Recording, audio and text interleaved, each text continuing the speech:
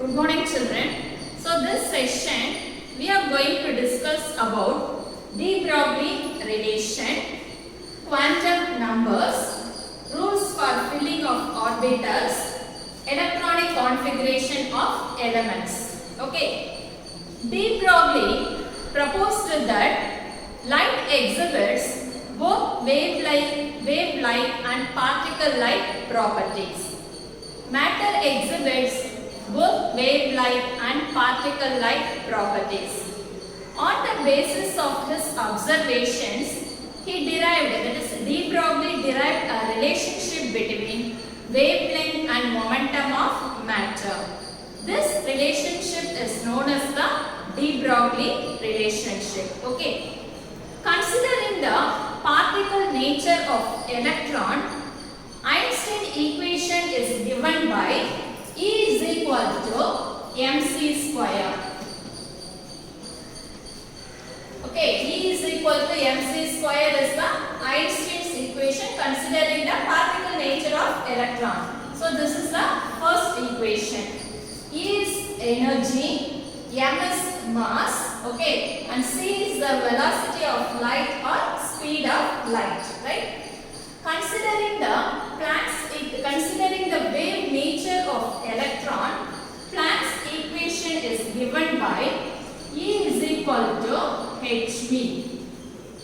Okay, here E is the energy, h is the Planck's constant, v is the frequency. Okay, E is equal to mc square is the Einstein's equation considering the particle nature of electron.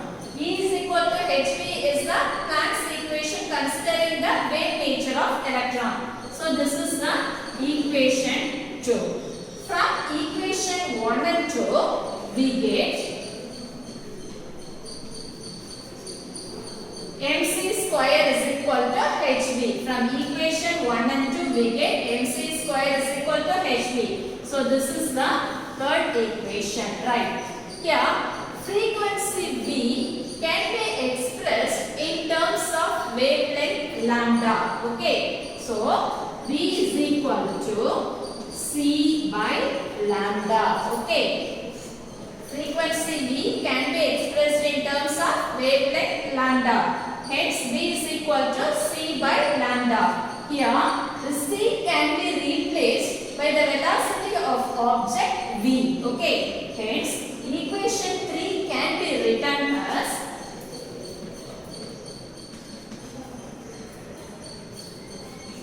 mv squared is equal to hv by lambda. Okay, equation 3 can be written as mv squared is equal to hv by lambda. Therefore, lambda is equal to h by mv. So this is the Einstein's equation. This equation is known as the Einstein's equation. Okay, and wavelength lambda is known as this equation is known as the de Broglie's relationship or de Broglie's equation, and the wavelength lambda is known as the de Broglie wavelength. Okay, lambda is equal to h by mv. This equation is nothing but de Broglie equation, and wavelength lambda is termed as the de Broglie wavelength. We got it, children? Once again I will tell you. So E is equal to mc square is the Einstein's equation considering the particle nature of electron. Okay, so this is the first equation. Next, based on the wave nature of electron, Planck's equation is given by E is equal to hv. So this is the second equation. So from equation 1 and 2 we get mc square is equal to hv. That is the third equation. Here v is nothing but the frequency. This frequency v can be expressed in terms of wavelength lambda. Hence v is equal to c by lambda. Okay, so now c can be replaced by the velocity of object v. Hence third equation can be written as mv square is equal to hv by lambda, whereas lambda is equal to h by mv. This is the de Broglie equation, and this wavelength is called the de Broglie wavelength. You got it, children? Yes, shall we move to the next one? Right. Next we can move to the quantum numbers. Okay. A total of 4 quantum numbers are required to describe complete the movement of an electron. This is called the quantum number. Otherwise, we can say that a set of 4 integers are required to define an electron in an atom. That is called the quantum numbers. Okay, that is called the quantum numbers. There are 4 quantum numbers. One is the principal quantum number. Second one, azimuthal quantum number. Third one, magnetic quantum number. And fourth one is the spin quantum number. Now we can discuss about the principal quantum number. Principal quantum number can be denoted by the letter n. Okay. This quantum number describes the size of the electron wave and the total energy of the electron. Okay, size of the electron wave as well as the total energy of the electron. So this quantum number has integral values 1, 2, 3, 4, etc. Okay, so principal quantum number describes the size of the electron wave and the total energy of the electron. Next, azimuthal quantum number, it is denoted by the letter L. So this azimuthal quantum number describes the shape of the electron cloud and the number of subshells in a shell. Okay, so it can have values from 0 to n minus 1.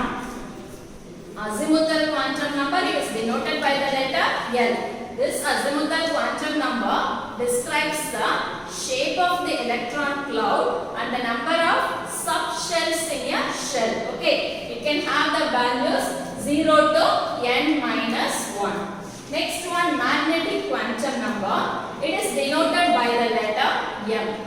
This magnetic quantum number, it describes the orientations of the subshell. Orientation is nothing but position or location. Okay, so it can have values from minus 1 to plus 1 including 0. Okay, it can have values from minus 1 to plus 1 including 0. The last one is the spin quantum number. It is represented by the letter S. This spin quantum number describes the angular momentum of an electron. Okay, it can have values from plus 1 by 2 and minus 1 by 2. Got it, children? So what is meant by quantum number? What are the different quantum numbers? This questions may ask with detailed answer. And this quantum number is a 2-mark question. Okay. So shall we move to the next one? Right. Next we can move to the rules for filling of orbitals. There are some rules for filling of orbitals. Based on this, some principles are there.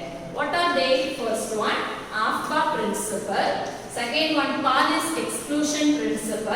And third one is the Hund's rule. Okay. AFBA is actually it's a German word. And the meaning for this AFBA is building up. That is construction. Okay. So AFBA principle states that the subshell with minimum energy is filled up first. And when this subshell is obtained the maximum number of electrons, then the next subshell of higher energy starts filling. That is the AFBA principle. Once again I repeat, AFBA is a German word. The meaning for AFBA is building up or construction. AFBA principle states that the subshell with minimum energy is filled up first, and when this subshell is obtained maximum number of electrons, then the next subshell of higher energy starts filling. You got it? Next one.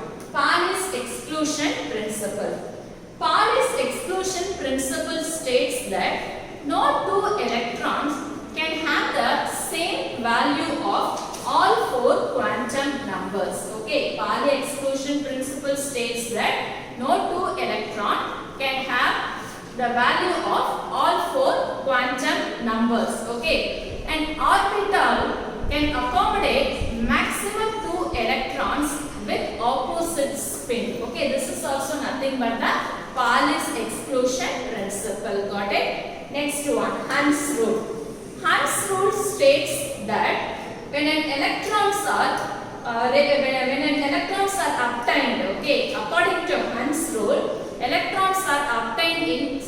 a way. In such a way, when it has obtained the maximum number of unpaired electrons. Okay, electrons according to Hund's rule, electrons are obtained. Okay, electrons are obtained with the subshell in such a way has to obtain a maximum number of unpaired electrons with parallel spin. Okay, so that is the Hund's rule. Hund's rule states that when electrons are obtained in a subshell, in such a way has to obtain the maximum number of unpaired electrons. Okay, with the parallel spin. This is the Hund's rule. So these rules will come under the 2-mark question. Okay.